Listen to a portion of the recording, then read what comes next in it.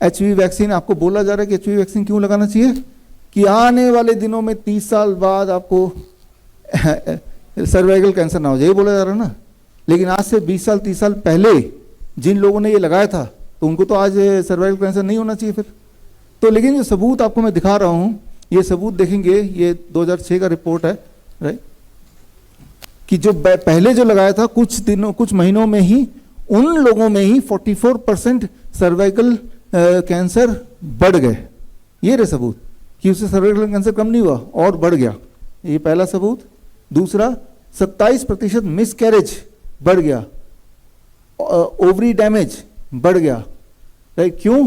क्योंकि इसमें एक तरह का इंग्रेडिएंट होता है जिसे बोलते हैं सोडियम बोरेट या बोरैक्स, और अगर आप इसका थोड़ा R&D करेंगे तो आपको पता चल जाएगा कि ये सोडियम बोरेट या बोरैक्स जो होता है वो इंसान को इनफर्टाइल कर देता है। ये तो जग जाहिर है, it is already proven thing, और यही चीज़ वैक्सीन के अंदर घुसाई हुई है। As a result of that आज से पहले जिन देशों में लगाया गया, चाहे वो US की बात करें या डेनमार्क की बात करें, देखिए उनका जो बैकग्राउंड फर्टिलिटी रेट है वो 8.9%, मतलब 8.5% 9% लोगों को बच्चा नहीं भी होता है ये।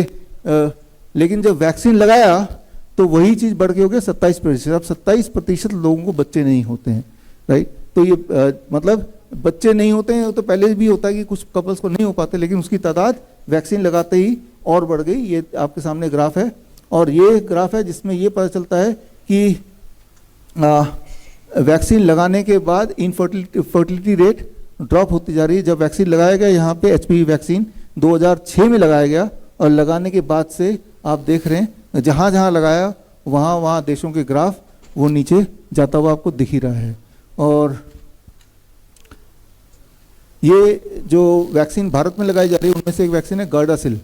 गर्डासिल का जो अपना उसका अगर पेपर पढ़ेंगे, उनके अपने वेबसाइट में पढ़ेंगे जाके, तो उसमें अगर या FDA के वेबसाइट में जाके पढ़ेंगे तो उसमें जो उसके साइड इफ़ेक्ट लिखे हैं वो आपकी आंखों के सामने इतने हैं कि मैं अभी पढ़ ही नहीं सकता, पढ़ूंगा तो और चीज़ें हमारे टाइमलाइन में है। तो ये सारे उसके साइड इफ़ेक्ट है। और अब 2020 का आप पेपर देखें कि अभी तक 2020 तक कई देशों में एचपीवी वैक्सीन लगे हुए कई साल भी हो गए थे। उन सारे डेटा को जब मिलाया तो क्या ये पाया गया कि एचपीवी वैक्सीन से वाकई में सर्वाइकल कैंसर कम हो गया? इसका उल्टा पाया गया, सर्वाइकल कैंसर तो बढ़ गया, साथ में इनफर्टिलिटी रेट भी बढ़ गई। और ये फाइनल 2020 का रिपोर्ट आपकी आंखों के सामने है। ये journal of royal society of medicine का 2020 का जर्नल देखेंगे तो ये सारा जो मैं बता रहा हूँ विश्वरूप.com/SPV में जाएंगे तो ये सारा पेपर वगैरह सारे स्लाइड्स ये मिल जाएंगे आपको।